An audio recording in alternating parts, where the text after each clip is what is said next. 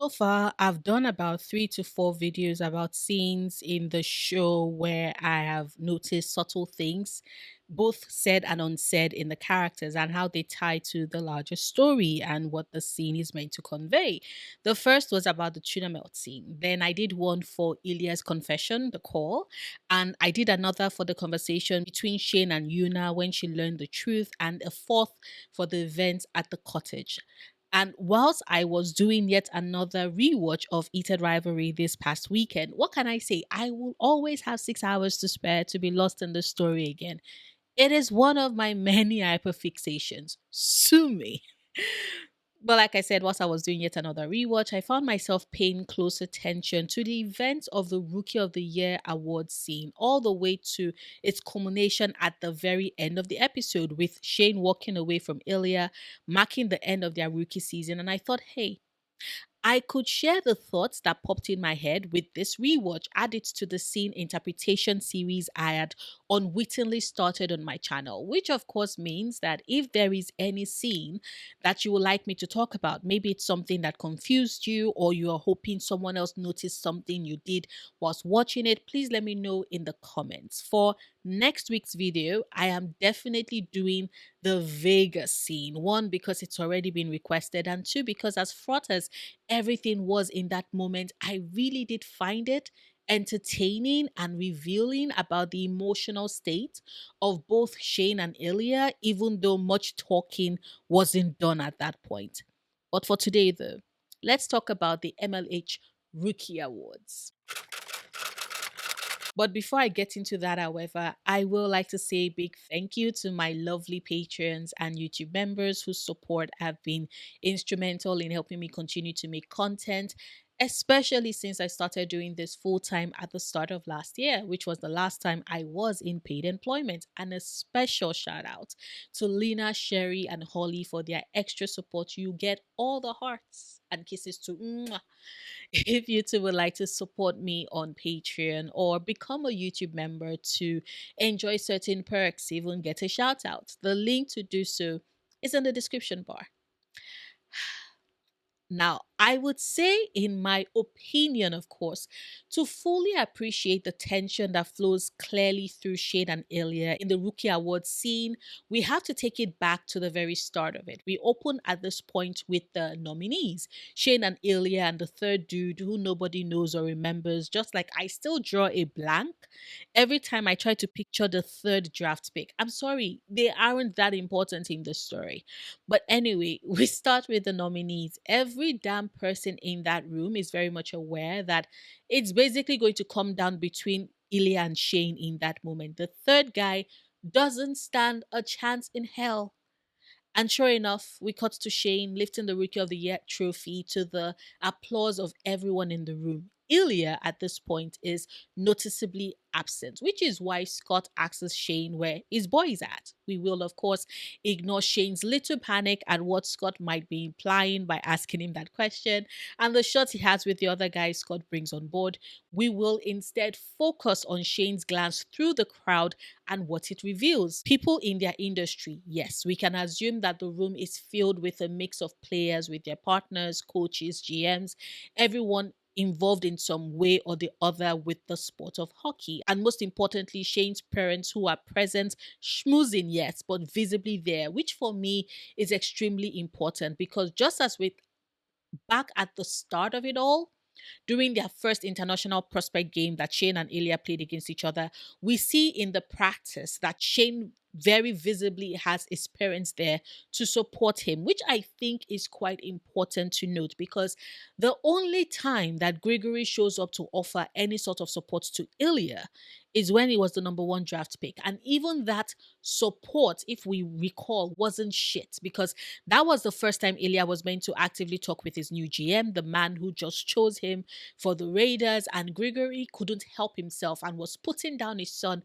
calling him lazy in front of his boss, to the surprise of the GM, who is shocked at the claim. Now, the reason why I bring this up is because I do believe that Ilya's arduous and complicated relationship with his father is the thread of tension that runs beneath his words when Shane notices that Ilya isn't there. His heart breaks, right? And then he makes his way to the rooftop of the hotel and finds Ilya there smoking alone against the view of the city. Shane points out that he doesn't think it's worth jumping over, which I want you to hold on to that line as I will come back to it in a bit.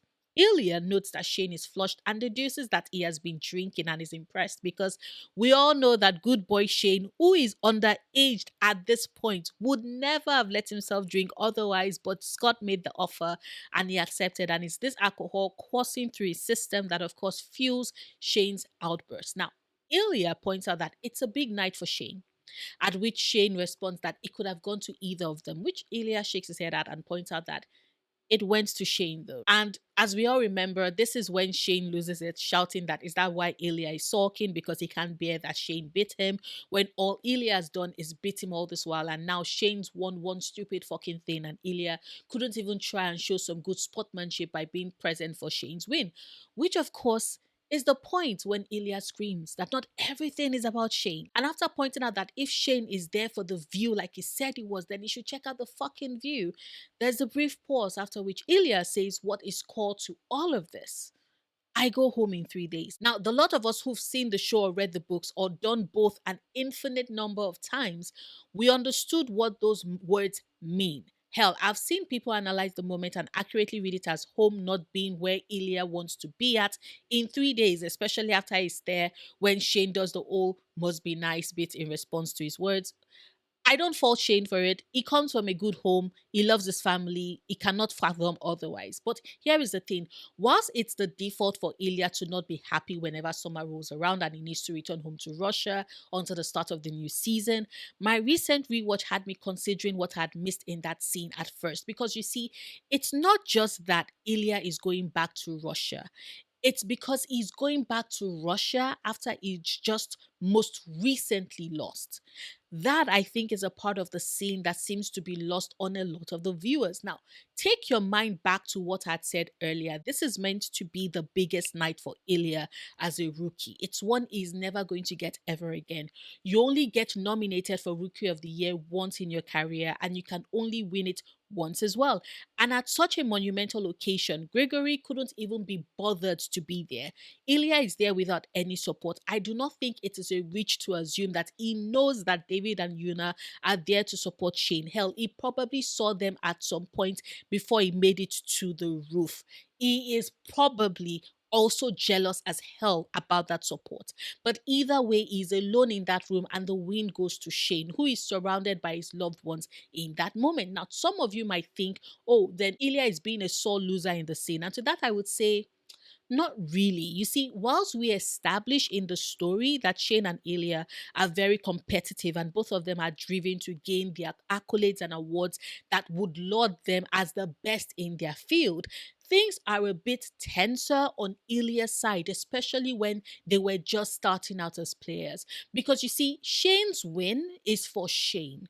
It is to indicate to Shane that he is the best, to confirm for him that his skills are recognized and put above his peers. The only person who gets down in the dumps when things don't work out exactly the way he wants to, for example, when he doesn't get the number one position, is Shane. We see this confirmed in the draft scene where Yuna and David are clearly happy while Shane is very much visibly upset at being chosen second. Ilya's win, on the other hand, aren't for himself, at least not during important moments at the start of his career. Yes, to the league and even to Shane, they represent moments of acknowledgement of his skill and talent at hockey, at him being certifiably the top dog in their sport. But for Ilya, the accolades mean all of that, yeah, but it's also the only way he can stave off his father's criticisms. Gregory's insistent need to put down Ilya as not doing enough, not being better than he's expected to be. And so, therefore, whilst a Rookie of the Year loss might be something that Shane would have found personally devastating for Ilya, he knows that what is awaiting him at home is more of Gregory's scathing disapproval about that loss and a summer filled with him calling him a failure in as many ways as he can, because that is just the type of piece of shit that Gregory Rosanov is. It's not Ilya being a sore loser. It is Ilya's self-preservation kicking in, which of course brings me to Shane's opening words to Ilya when he tells him that he doesn't think it's worth jumping over. Like, of course, we know this is at the start, and Shane has zero ideas about Ilya's personal scars. But watching that scene and being aware of the fact that trigger warning for suicide mention, Ilya's mother was depressed and unable to cope with what life is like living with Gregory, downed a bottle of pills and passed. It's a bit heartbreaking when you consider that whilst Ilya most certainly wasn't considering jumping, it's a bit of a dramatic irony for we, the audience, who are very aware of the weight that is the burden of Gregory's disapproval and how someone else, his mother, had metaphorically taken that plunge when Ilya was 12 years old. Home is not one of safety for Ilya. It's not been that since he was 12. And so I read that scene on the rooftop as Ilya starting to brace himself for what he's about to experience. Gregory, who lit into him back during the second International Prospect Cup when his team had simply lost a game and he was demanding that Ilya should have done better. Gregory, that constantly pushes Ilya to win no matter what, discounting the fact that hockey is ultimately a team sport. And now here comes an award that is given to an individual once in his lifetime to indicate how he's perceived within the sport and will set the backstage for his hockey career. Here comes that award, and Ilya has lost it to the man who is considered his rival. Of course, he's out of it in the scene. He started to build his defenses brick by brick because he knows home is about to be hell for him this summer. And because he's building those defenses brick by brick, the person that Shane meets in that moment on top of the rooftop is an Ilya who is closing himself up in anticipation of what awaits him. It's why he has no softness or warmth to offer Shane in that moment until Shane offers his hands for a handshake, saying that he would see him in the next season. And in that moment, what yawns in front of Ilya is the realization that he isn't going to see Shane for the entirety of their summer break until the new season starts in September.